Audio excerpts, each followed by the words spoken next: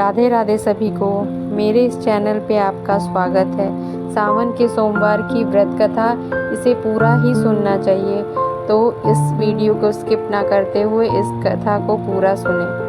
चौथे सोमवार के दिन सुहागिन महिलाएं तथा कुंवारी कन्याओं के लिए सोमवार का व्रत बहुत ही फलदायी और शुभ माना गया है।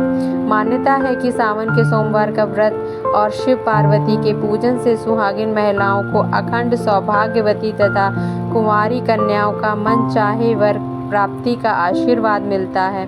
सावन के सोमवार की यह व्रत कथा जरूर पढ़ें, पूरी होगी मनचाही मुराद। वही शास्त्रों के अनुसार सावन सोमवार के व्रत में शिव पूजन के साथ ही व्रत कथा पढ़ना बहुत जरूरी माना जाता है।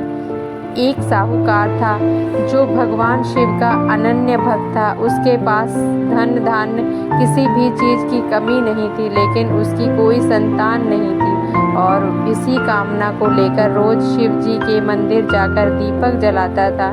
उसके इस भक्ति भाव को देखकर एक दिन माता पार्वती ने शिव जी से कहा कि प्रभु, यह साहूकार आपका अनन्य भक्त है, इसको किसी बात का कष्ट है तो आपको उसे अवश्य दूर करना चाहिए। शिव जी बोले कि हे पार्वती, इस साहूकार के पास पुत्र नहीं है, यही इसी के दुख का कारण है।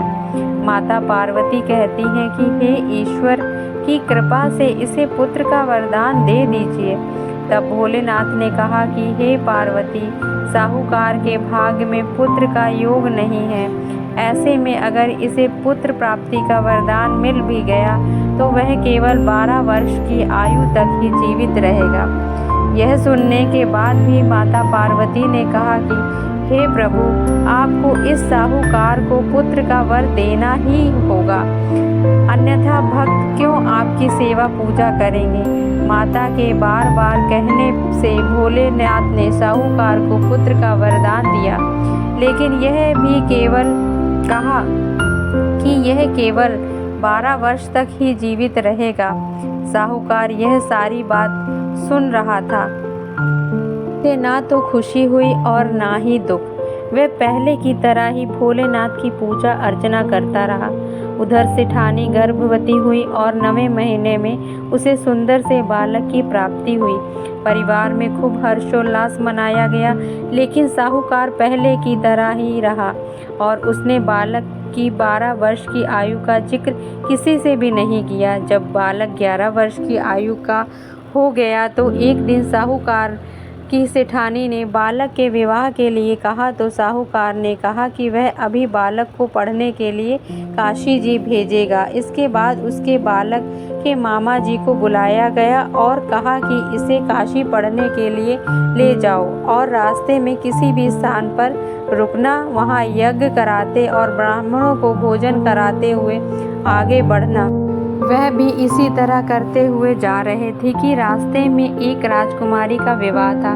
जिससे उसका विवाह होना था वह एक आंख से काना था।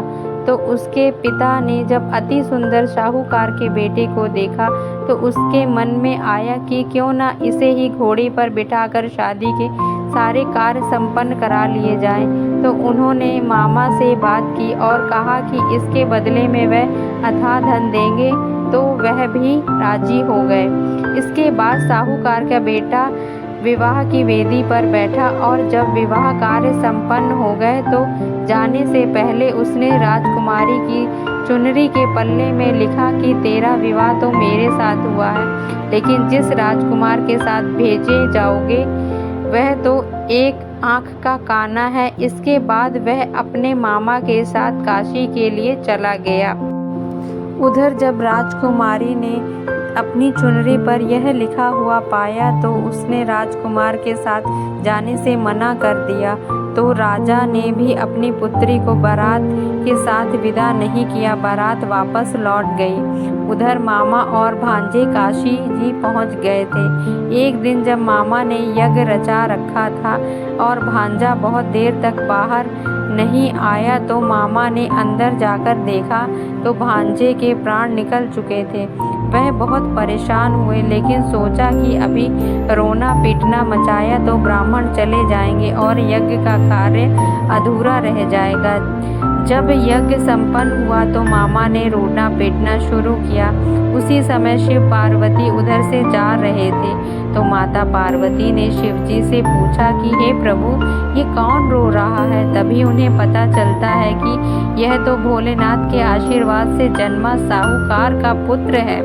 तब माता पार्वती कहती हैं कि हे स्वामी, इसे जीवित कर दीजिए, अन्यथा रोते रोते इसके माता पिता के प्राण निकल जाएंगे। तब भोलेनाथ ने कहा, हे पार्वती, इसकी आयु इतनी ही थी सो वह भोग चुका है। लेकिन माँ के बार बार आग्रह करने पर भोलेनाथ ने उसे जीवित कर दिया। लड़का ओम नमः शिवाय करते हुए जी उठा और मामा भांजे दोनों ने ईश्वर को धन्यवाद दिया और अपनी नगरी के ओर लौटे। रास्ते में वही नगर पड़ा और राजकुमारी ने उन्हें पहचान लिया। तब राजा ने राजकुमारी को साहूकार के बेटे के साथ बहुत सारे धन धान्य के साथ विदा किया। उधर साहूकार और उसकी पत्नी छत पर बैठे थे। उन्होंने यह प्रण कर रखा था कि यदि उनका पुत्र सकुशल ना लौटा तो वह छत से कूदकर अपने प्राण त्याग देंगे। तभी लड़के के मामा ने आकर साहूकार के बेटे और बहू के आने का समाचार सुनाया, लेकिन वह नहीं माने तो मामा ने शपथ पूर्वक कहा कि तब दोनों को विश्वास हुआ और दोनों ने अपने बेटे बहू का स्वागत किया। उसी रात साहूकार को स्वप्न में शिवजी ने दर्शन दिया और कहा कि तुम्हारे पूर्व जन्मों से मैं प्रसन्न हुआ हूँ।